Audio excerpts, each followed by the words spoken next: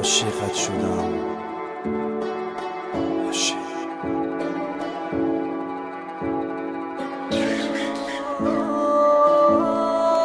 هر یک حرفوش خنده هوش در یاد من، نغمه هوش و چشموش در یاد من، یکی فریاد کند یاد کند یار من، دیگر چی سود که پرسد او از حال من.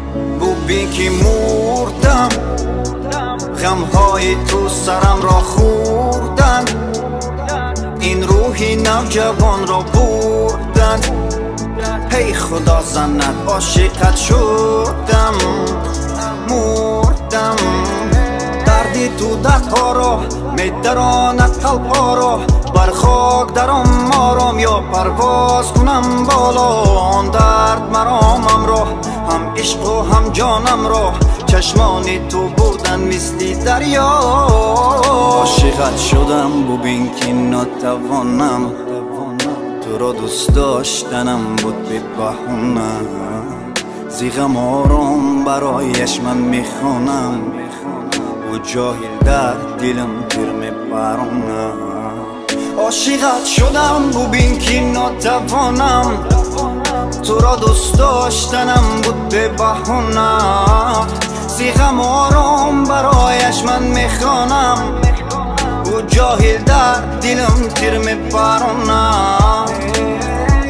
چرا مردم مو به رحمه یو به رحمه یو به رحمه، درون دل پوری زخمه یو به رحمه. حیاتی من غم و درده پوری زخمه. خدایا کمکم کن که او من را نمیفهمه. خانه غم برایت ساز کنم، هنگامی مرگ تو را احساس کنم. الماسی من عشق تو را راز کنم، کار کنم شنوی آوازی من.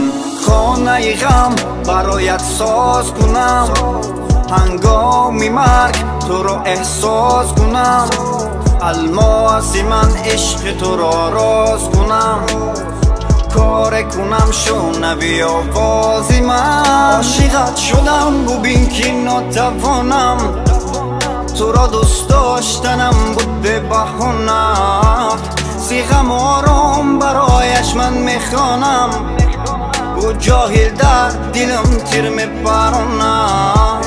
عاشقت شدم ببین که ناتوانم، تو را دوست داشتنم بود به بهونه.